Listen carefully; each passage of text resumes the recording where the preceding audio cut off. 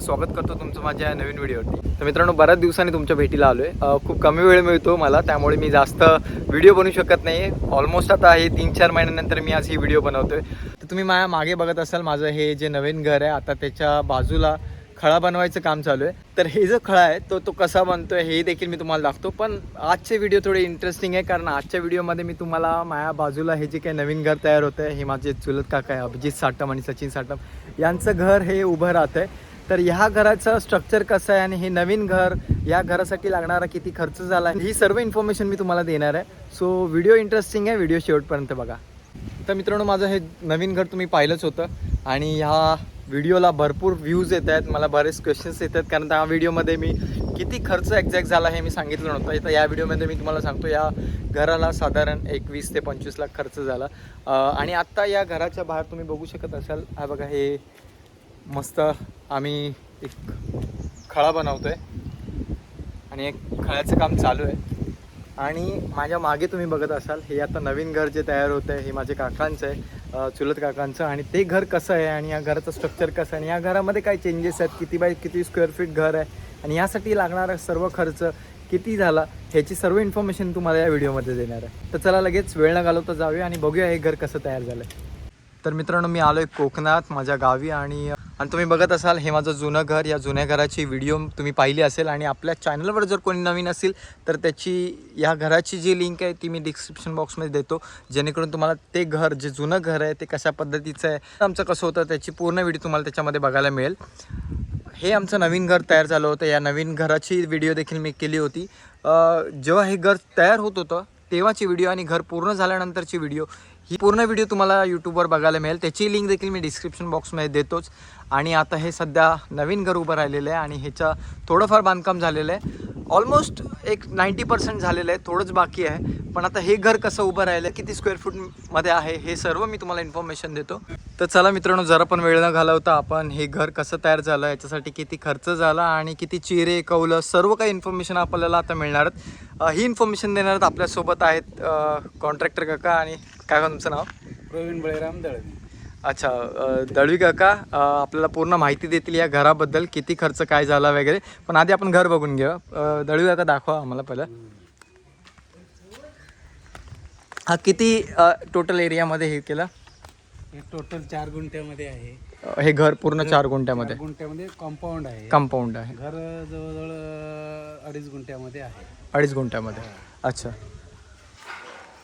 घर 1200 स्क्वेअर फूटचं घर आहे। अच्छा, 1200 डबल आहे घर। अच्छा। हा पोर्च आहे,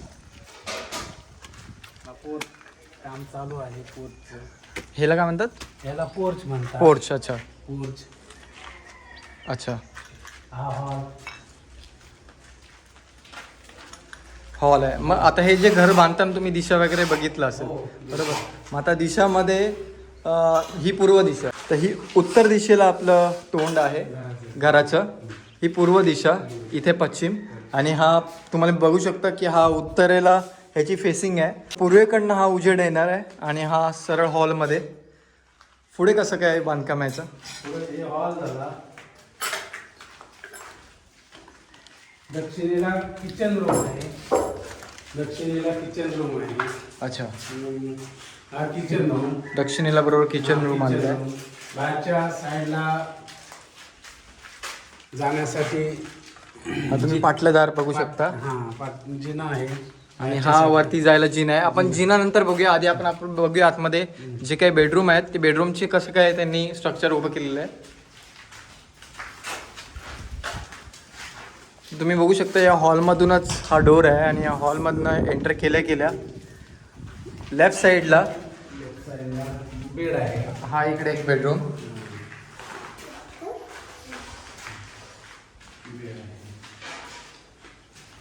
त्याच्या बाजूलाच लागून इथे बेडलाच लागून एक वॉशरूम केलेला आहे इथे, आणि इथे बाथरूम आहे, आणि बाथरूमच्या लगत परत हा एक इथे बेडरूम आहे, म्हणजे इथे 2 बेडरूम आहेत।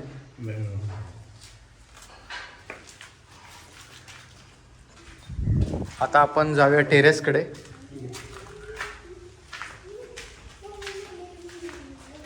हा बघा इकडे हा एक छोटासा स्पेस आहे इकडे युटिलाइज केला आहे मी.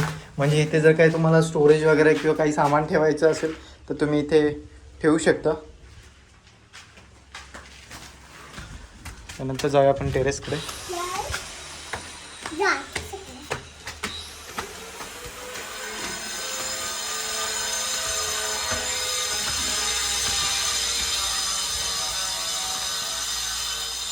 तर तुम्ही बघू शकत असाल हे जे आमचं नवीन घर आहे ह्याच्याही बांधकामामध्ये दाखवलं होतं. बेस्ट पार्ट आहे हा जो आहे कौलारू पार्ट, तोच सेम कौलारू स्ट्रक्चर इथे देखील बनवण्यात आलेला आहे.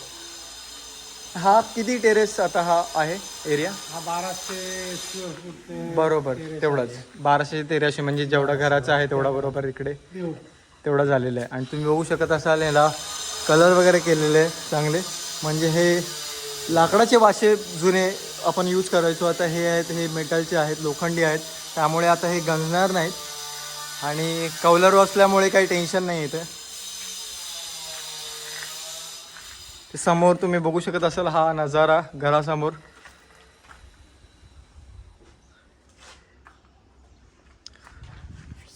तर काका मला सांगा या घराला टोटल किती खर्च आला, किती चिरे लागले, किती कौल लागले? या घराला टोटल खर्च जवळजवळ 17 लाखापर्यंत गेला आहे.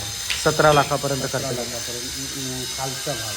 अच्छा खालचा भाग. त्याच्यानंतर हा जो टेरेस आहे हां हां. तो जवळजवळ 3.5 लाखापर्यंत गेला आहे. अच्छा. या घराला कौलं साधारण 3.5 पावणे 4 हजार कौलं लागली आहेत. हां हां. चिरे घराला टोटल बांधकाम म्हणजे खालच्या पुटिंगपासून वरपर्यंत 4,500 चिरे लागले. 4,500 चिरे लागले. चिरे लागले. अच्छा. आणि मग हे जे काय म्हणजे ते जो तुम्ही वरचा खर्च सांगितला म्हणजे 17,000च्या वरती 3-3.5 लाख रुपये खर्च सांगितला, मग त्याच्यामध्ये कौलं वगैरे ॲड करून कौलं जुनी होती ते. हां त्यांची जुनी कौलं थोडीफार होती, हां. ती कौलं आणि नवीन कौलं ॲड करून कौलं 1,000 कौलं ॲड केली. करून 3.5 लाख रुपये खर्च आला. ओके. म्हणजे साधारण जर तुम्ही पूर्ण टॉप टू बॉटम जर खर्च बघितला तर एक साधारण 22 लाखापर्यंत जातो. 22 लाखापर्यंत खर्च केलेला आहे. मग त्याच्यामध्ये आता हे टाईल्स वगैरे सगळे इन्क्लुडिंग. बिल सगळे इन्क्लूड होतात. ओके. तर तुम्ही बघू शकत असाल साधारण 22 ते 23 लाख तुम्ही अंदाजे या घराला खर्च आलेला आहे. आणि असं मस्त असं प्रशस्त घर उभं राहिलेलं आहे. तर काका फायनली व्हिडिओ क्लोज करायच्या आधी मला एक सांगा की तुमचा जो काय एक्सपिरियन्स आहे, किती वर्षाचा एक्सपिरियन्स आहे तुमच्या इथे? मला जवळजवळ आता 17 ते 18 वर्ष एक्सपिरियन्स आहे. 17. आणि तुम्ही पूर्ण इथे मालवण जवळजवळ मी आजपर्यंत 40 ते 45 बंगले बांधले. अच्छा. ह्या स्वरूपाचे. अच्छा. बाकी अशी कौलारू घरं बांधली ती वेगळी, विहिरी बांधल्या त्या वेगळ्या, किंवा रस्त्याची मी कामं ती वेगळी. असा अनुभव जवळ 17-18 वर्षाचा आहे. तर दळवी काकांचा नंबर मी डिस्क्रिप्शन बॉक्समध्ये देतो. म्हणजे जर तुम्ही कोकणात आता राहायला येत आहे किंवा कोकणात तुमचं जुनं घर आहे आणि त्याला जरा तुम्हाला असा स्ट्रक्चर द्यायचा आहे, महत्त्वाचं म्हणजे कौलारू स्ट्रक्चर, जर तुम्ही असं कराल तर सगळ्यात बेस्ट आहे. आणि जे काही जर तुम्हाला तुमच्या माइंडमध्ये जर काय असेल तर तुम्ही काकांना कॉन्टॅक्ट करा. तो काकांचा नंबर जो आहे मी डिस्क्रिप्शन बॉक्समध्ये देतो, तर जेणेकरून तुम्ही त्यांना कॉन्टॅक्ट करा. आणि तुमच्या घराच्या आजूबाजूला जर अजून काही वेगळं स्ट्रक्चर उभं करायचं असेल तर तुम्ही नक्की त्यांना कॉन्टॅक्ट करू शकता. तर मित्रांनो आता जे काही तुम्ही घर उभं राहिले तुम्ही पाहताय, ह्या घरासाठी लागणारा खर्च साधारण 22 ते 23 लाख आला. आणि दळवी काकांनी हे जे काही घर उभं केलेलं आहे आता असेच बऱ्याच प्रकारचे त्यांनी प्रोजेक्ट केलेले आहेत, बंगले बांधलेले आहेत, इव्हन ते विहिरीची कामं देखील घेतात किंवा इतर काही बांधकाम असेल त्याची देखील कामं घेतात. तर काकांचा नंबर मी डिस्क्रिप्शन बॉक्समध्ये देतो. तर तसंच त्यानुसार तुम्ही हा बघत असाल इकडे जे काही वेल्डिंग वगैरेचं काम आहे ते देखील इथे यांच्यासोबत आहे साई मेस्त्री म्हणून आहे. तर त्यांचा देखील मी तुम्हाला नंबर देतो. म्हणजे कोणाचं काही जर स्ट्रक्चर ऑलरेडी उभं असेल म्हणजे हा कोणाचं काही स्ट्रक्चर उभं असेल त्यांना असं काही बांधायचं असेल तर तुम्हाला वेल्डिंग वगैरेचं काय काम असेल तर तुम्ही त्यांना कॉन्टॅक्ट करू शकता. तर तुम्हाला हे घर कसं वाटलं हे तुम्ही मला नक्की कमेंट बॉक्समध्ये कळवा. तुम्हाला जर हे स्ट्रक्चर आवडलं असेल, हे जे काही आमच्या आजूबाजूला जे काही हे निसर्गरम्य वातावरण आहे आणि या निसर्गरम्य वातावरणात हे जे असं घर उभं राहिलं हे जर तुम्हाला आवडलं असेल तर व्हिडिओला नक्की लाईक करा. तुमचे काही सजेशन्स असतील किंवा तुम्हाला जर काही क्वेश्चन विचारायचं असेल तर नक्की मला कमेंट बॉक्समध्ये विचारा. आणि अशाच इंटरेस्टिंग व्हिडिओसाठी माझ्या चॅनलला सबस्क्राईब करायला विसरू नका. थँक्यू.